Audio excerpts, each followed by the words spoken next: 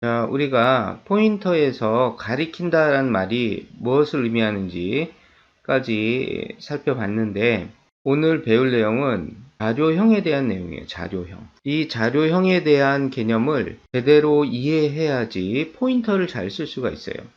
포인터를 어렵다라고 생각하는 것은 바로 이 자료형에 대한 이해가 부족하기 때문이다. 이렇게 생각하시면 돼요.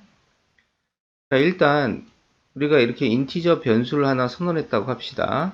그러면 공간이 이렇게 잡히겠죠? 4바이트니까 100번지부터 잡혔다 그러면 103번지까지 이렇게 공간이 잡히고 그 이름은 A로 사용을 할 수가 있는 거예요. 자, 근데 이제 이 A라는 변수를 이름으로서가 아닌 포인터로 사용해야 된다 라면 일단 첫 번째 가장 먼저 해야 될 일은 포인터 선언을 통해서 포인터를 만들어줘야 되는 거예요. 자, 그래서 포인터 선언을 해서 이렇게 포인터 변수가 하나 만들어졌다고 합시다. 그리고 이름을 P라고 지었다고 하죠. 두 번째 할 일은 뭐예요? 포인터에다 변수의 주소를 집어넣는 거예요. 그렇죠? 그래서 연결을 시켜야 되는 겁니다. 즉 P가 A를 가리키게 만들어야 되는 거예요. 자, 이건 어떻게 합니까? 변수에다가 주소 연산자 붙이면 되죠? 이렇게 A의 주소를 구해서 어디다 집어넣으면 된다? P에다 집어넣으면 연결이 되는 거죠. 그러면 A의 시작 주소값 이 100번지가 여기에 들어가고, 자, 포인터가 어떤 변수의 주소를 저장을 하면 포인터는 A를 가리킨다 이렇게 얘기한다고 했어요. 그리고 더 간단하게 이렇게 화살표로 표시를 해준다고 했죠. 이 화살표의 의미는 포인터는 A의 주소를 가지고 있어요. 그런 뜻이에요. 자, 이렇게 연결시킨 다음에 세 번째 뭐만 해주면 돼요? 이제 포인터를 통해서 A를 사용하기만 하면 돼요. 아주 간단합니다. P에다가 뭐만 붙이면? 별만 붙이면, 이거 간접 참조 연산자라고 했죠? 포인터에다 별만 붙이면 P를 쓰는 게 아니에요. P가 가리키는 대상을 사용하는 거예요. 자, 이렇게 하게 되면 이건 뭐와 똑같다? 변수 A란 이름을 사용하는 것과 똑같다. 이렇게 생각하시면 되겠죠? 자, 그래서 포인터는 사실상 아주 쉽다. 포인터 선언해주고 포인터를 통해서 사용하고자 하는 변수의 주소를 포인터에 집어넣고, 그렇죠? 주소 연산자 쓰면 되니까. 세 번째, 이제 포인터로 가리키는 대상을 사용할 때 별만 붙이면 되고, 뭐 어렵습니까? 자, 근데 포인터가 배우기 어렵다라는 거는 바로 이것 때문이에요. 포인터 선언이 안 되기 때문에 그래요. 정확한 포인터를 선언을 해야지 그 이후에 주소도 연결하고 포인터를 통해서 제대로 쓸 수가 있는데, 포인터 선언이 제대로 안 된다. 이게 힘들다. 그런 얘기예요. 왜 그런 거예요? 바로 이것 때문에. 자료형에 대한 이해가 부족하기 때문에 포인터 선언이 제대로 안 되는 겁니다. 자, 그러면 포인터와 이 자료형의 관계가 왜 중요한지 한번 생각을 해볼까요? 자, 이거 보시면 이렇게 A라는 변수를 하나 선언을 했어요. 자, 그러면 이제 A가 메모리 공간이 확보가 될 것이고 100번지부터 할당이 됐다면 103번지까지 할당이 되겠죠. 몇 개의 번지에 걸쳐서 할당이 되는 거예요? 4개의 번지, 100번지, 101번지, 102번지, 103번지까지. 그런데 포인터가 가지고 있는 거는 뭐만 가지게 됩니까? 첫 번째 바이트의 주소값만 가지게 돼요. 항상 시작 주소값만 저장할 수가 있는 거예요. 그래서 포인터 P에는 100번지만 딸랑 가지고 있는 거다. 자, 그런데 이 P를 통해서 A를 쓰고자 할 때 이 별을 딱 붙이잖아요. 그쵸? 이렇게. 그러면 이 간접 참조 연산자는 P에 있는 값 100번지를 찾아갑니다. 100번지로 가서, 자, 그럼 100번지부터 몇 번지까지 데이터를 읽어야 될지, 그리고 그 안에 있는 데이터를 어떻게 해석해야 될지, 그거를 이 간접 참조 연산자는 알아야지 제대로 A란 변수를 사용할 수 있겠죠. 뭐 데이터를 저장한다고 할 때도 100번지부터 몇 번지까지 저장해야 될지 알아야 되고, 어떤 방식으로 저장해야 될지를 알아야 될 거 아닙니까? 근데 P는 뭐만 가지고 있어요? 항상 첫 번째 바이트의 주소값만 가지고 있단 말이에요. 그러면 100번지부터 몇 번지까지 읽고 그 안에 있는 데이터 또는 그 공간을 어떻게 써야 될지, 어떻게 해석해야 될지를 뭘 보고 판단하냐면 바로 이걸 가지고 판단을 하는 거예요. 자, 요거. 즉, a라는 변수의 형태가 인티저형이다라는 거를 얘가 알고 있어야 되는 거예요. 이 간접 참조 연산자가. 자, 그래서 우리가 포인터를 선언할 때는 이 포인터가 가리킬 대상의 자료형이 뭔지를 반드시 표시를 해줘야 돼요. 그걸 정확하게 표시를 해줘야지 나중에 포인터가 가리키는 대상을 사용을 할 때 정확하게 쓸 수가 있는 거예요. 자, 그래서 포인터를 선언할 때는 어떻게 해야 된다? 여기다 선언해 볼까요? 이름을 P라고 할게요. 그리고 포인터 선언할 때는 반드시 포인터 앞에다 뭘 붙여줘야 된다? 별을 붙여줘야 돼요. 이거 지금 간접 참조 연산자 아니에요. 지금 이렇게 연결해 놓고 사용할 때 쓰는 이 연산자 아니고 지금 선언하는 겁니다. 선언할 때는 무조건 얘를 붙여줘야 돼요. 포인터 변수 앞에다가. 그래야지 포인터가 되는 겁니다. 그렇지 않으면 그냥 일반 변수가 되는 거예요. 그냥 선언할 때 사용하는 기호다. 이렇게 생각을 하셔야 됩니다. 그리고 이 별 앞에다 뭘 적어줘야 되냐면 일반 변수를 선언할 때 A를 예를 들자면 이게 이름이고 변수명이고 이게 자료형이잖아요.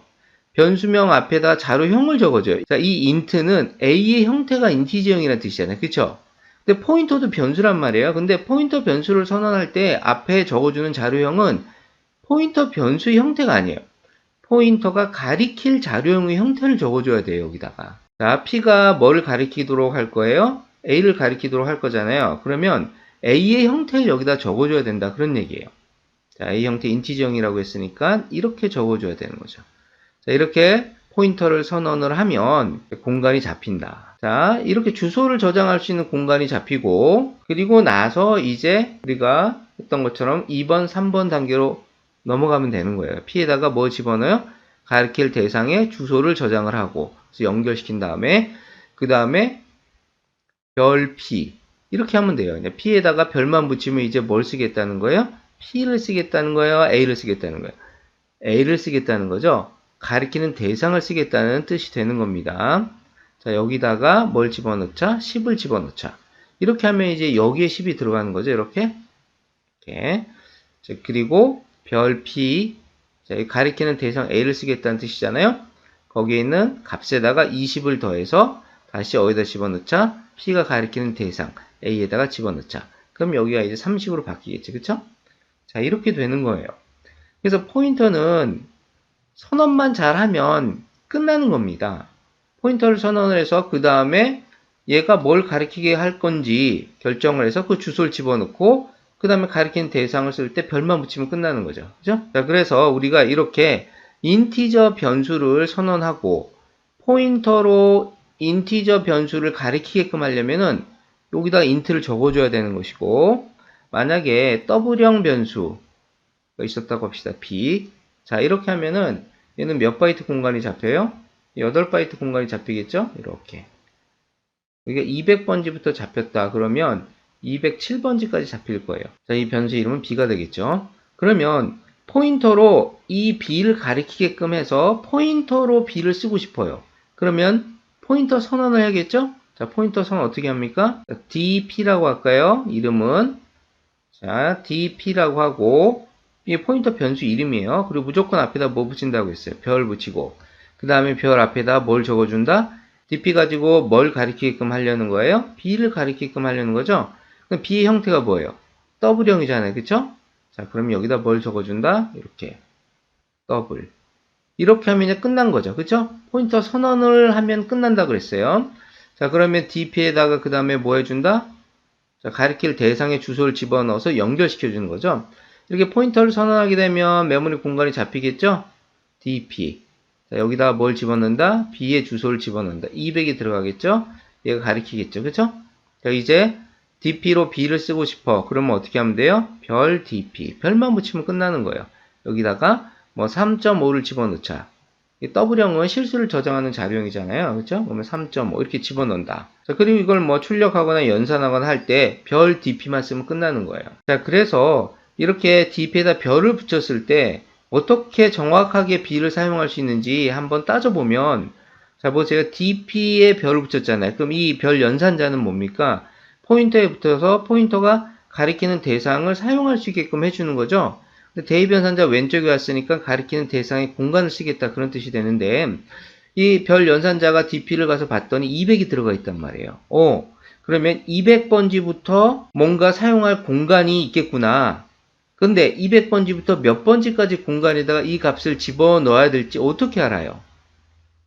할 수가 없어요. 왜? 첫 번째 바이트 주소값만 저장하고 있으니까.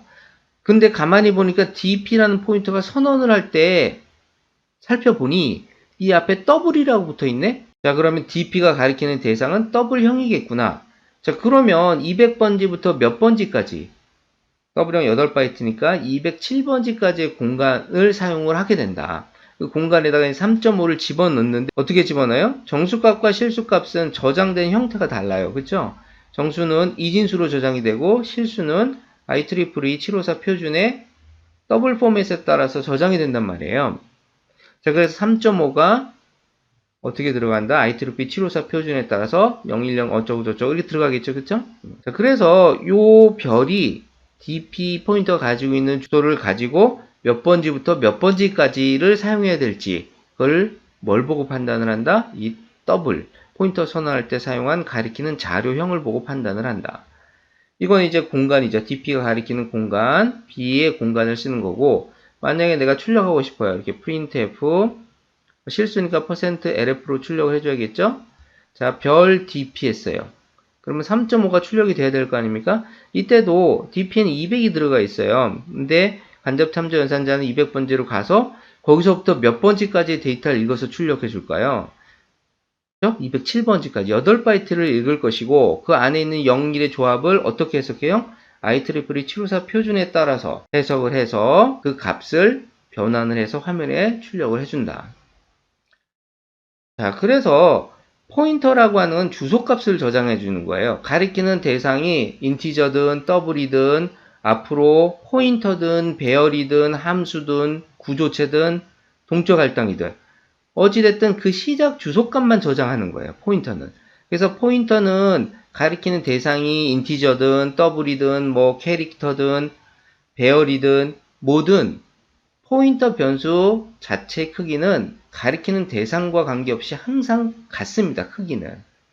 왜? 주소값의 크기만 확보해주면 되는 거니까 그 크기만큼만. 그리고 가리킬 대상의 첫 번째 바이트 주소값만 저장하는 거기 때문에 포인터의 크기는 모두 같다. 그렇게 첫 번째 바이트 주소값만 저장해도 포인터로 가리킨 대상을 얼마든지 사용할 수 있다. 뭐만 잘하면? 포인터 선언만 잘하면 가리킬 대상의 자료형을 제대로 정확히만 적어주면 끝나는 거다. 자, 그러면 포인터에서 가장 중요한 건 뭘까요? 바로 이거죠. 가리킬 대상의 자료형을 파악하는 거예요. 포인터 선언하는 것도 알려줬잖아요. 그죠? 근데 이 선언할 때 이 앞에다가 가리킬 대상의 자료형을 적어줘야 되는데 문제가 이거예요. 항상. 가리킬 대상의 자료형을 몰라. 그걸 알아야지 여기다 적어주는데 이거 보세요. 이거 이렇게 선언했어요. 그러면 A 형태가 뭡니까? 하면 인티저형이 쉽게 알잖아요. 그죠? 뭐 이렇게 더블 선언했어요. 그러면 B의 형태가 뭡니까? 하면 더블 이렇게 쉽게 얘기한단 말이에요. 근데 이제 앞으로 배열을 가리키고 함수를 가리키고 포인터를 가리키고 구조체를 가리킨단 말이에요. 그러면 그 배열, 함수, 포인터, 구조체 형태가 뭡니까? 그러면 그때 이제 모르는 거죠. 그래서 응용이 안 돼. 항상 기본 포인터만 알게 되는 거예요. 뭐 인티저, 더블, 캐릭터 요것만 아는 거죠. 배열 포인터, 함수 포인터, 구조체 포인터, 다중 포인터 이런 걸 못 쓰게 된다. 그런 얘기입니다. 그래서 자료형을 파악하는 게 가장 중요하고 이 자료형을 제대로 이해하고 있으면 모든 포인터를 다 쓸 수가 있는 거예요. 포인터가 가리키는 게 뭐가 됐든 어찌됐든 가리키게끔만 하고 이렇게 그리고 그 포인트에 별만 붙이면 가리키는 대상을 얼마든지 쓸 수가 있거든요. 자, 뭐만 해결되면 끝난다? 이 포인터 선언만 해결되면 끝난다. 근데 포인터 선언할 때 뭐가 제일 중요하다? 이 가리키는 자료형. 여기다 뭘 적어야 될지 이것만 파악하면 된다. 자, 이제 그러면 자료형만 우리가 파악할 수 있으면 되는 거예요. 그러면 포인터는 이제 끝나는 거예요. 그러면 자료형 우리가 어떻게 파악하냐? 이것도 아주 쉬운 방법이 있거든요. 이건 별도의 영상으로 만들도록 하겠습니다.